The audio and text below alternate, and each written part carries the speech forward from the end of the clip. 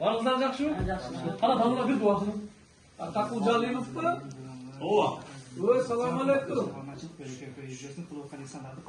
Allahu Akbar. Hoş geldiniz. Hoş geldiniz. Namla? Жақсы ба? Денсаулық Бары жақсы. Құдай жақсы işte. Şu жақсы адамдар туралы bir fikir bildirip koyayım. Allah'ın sүйген адамдары, Allah'ın en жақсы көрген адамдары. Namla? Енді бүгін мынау шайлау алдында тұрамыз.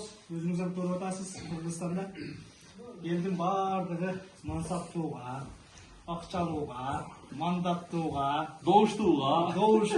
жаңағындай бір чай беріп, ошолорго бір қызмат кылып аткан учурда мына Рустам инибиз баш болуп ушул Москвада иштеген кээ-биздин туугандарыбыз 2 ай сайын 3 ай сайын өзүңүздүн кабарыңыз бар. Мына ушул бираз Аллах Таала тарабынан бир сыноо берилген бул туугандарыбыздын көңүлүн алайын деп уюштуруп турат, дайым катышып турабыз.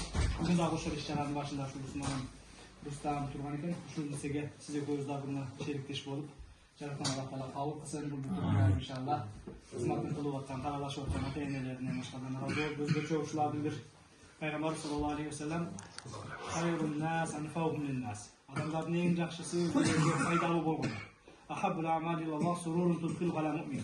Xudayga eng jaqқан amal bir imanlının жүрөгүнө bir кубаныч тартуулаган деп, ушуларды bir кубантып, сыйлап бүгүн bir чайга чакырып bir аш берип, ушулар менен bir дидарлашалы деп отурган, ушунун башында турган жигиттерден, ушуга жок дебестен, ошончо ишин таштап келген сизден Кудай Таалам разы болуп, өз кабыл кылсын.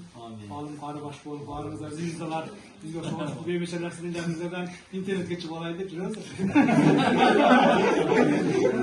Barınızlar жақсы mı?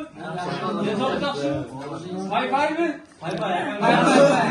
Hazır hoş geldin, başlayacağız. Buna bizden cöreler. Bakalım sen ses de çay çıktı. Benim gözüm acı.